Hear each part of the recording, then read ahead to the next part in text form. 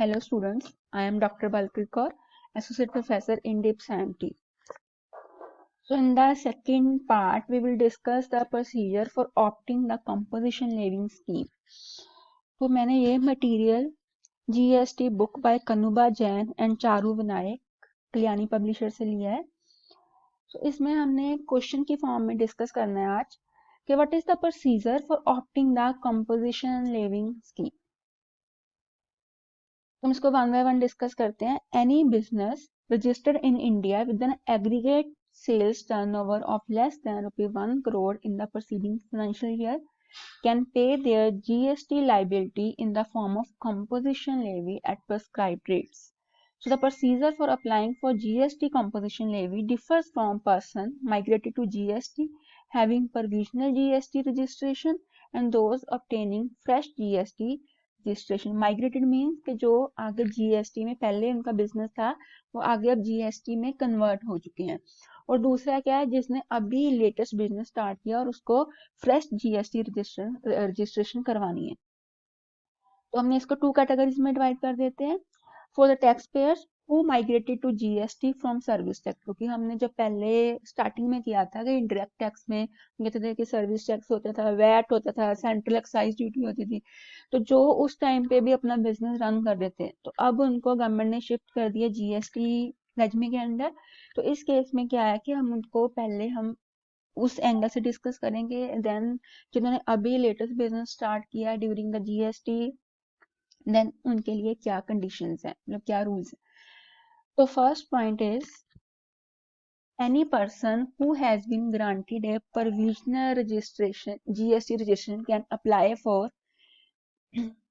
GST composition levying scheme by filling the form.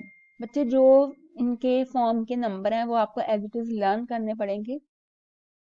Form GST CMP 01 can be filled on the GST common portals or GST facilitation center with the authorized signatories sign.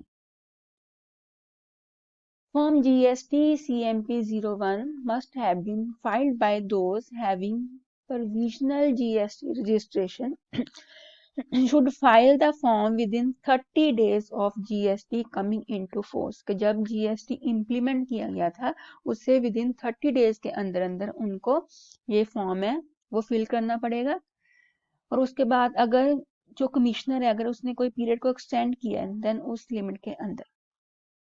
Taxpayers who migrated to GST registration are also required to fill the form GST CMP 3. पहले हमने कौन सा form fill किया था 01, ठीक है. Then उसके बाद हमने डिस्कस किया था फॉर्म जो हमारा CMP 01 को डिस्कस किया. अब हम डिस्कस करने जा रहे हैं GST CMP 03.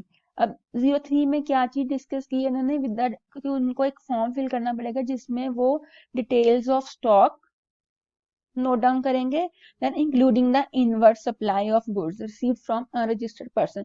So what is inward supply we will discuss in the next video. उसके लिए टाइम लिमिट है 90 days. For taxpayers, then second category is for taxpayers who apply for fresh GST registration. इसके लिए कौन सा form है. अब देखो पहले हमने GST CMP फॉर्म 1 की बात की थी, अब हम डिस्कस करने जा रहे हैं. अब आपने ऐसे लर्न करना कि अब नेक्स्ट फॉर्म आ गया है CMP 02 have been filled by the taxpayer prior to commencement of the financial year for which the taxpayer would like to adopt the composition levy scheme.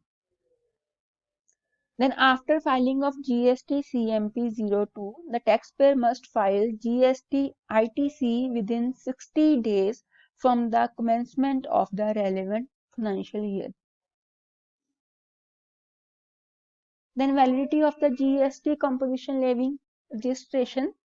तो आप कंपोजिशन लेवी स्कीम के लिए apply कर रहे हो और आपका जो एलिजिबिलिटी क्राइटेरिया हमने पहले डिस्कस किया था वो यहाँ पे अप्लाई होगा कि अगर आपकी जो एलिजिबिलिटी है कंडीशन है अगर आप उन कंडीशंस को ब्रेक करते हो मींस अपनी एलिजिबिलिटी को आप प्रॉपर वे से फुलफिल नहीं करते then you cannot avail the composition levy scheme. तो आपकी जो वैलिडिटी है जो आपकी स्कीम है वो गवर्नमेंट की ओर से खत्म हो जाएगी. Then process for cancellation or opting out of composition levy.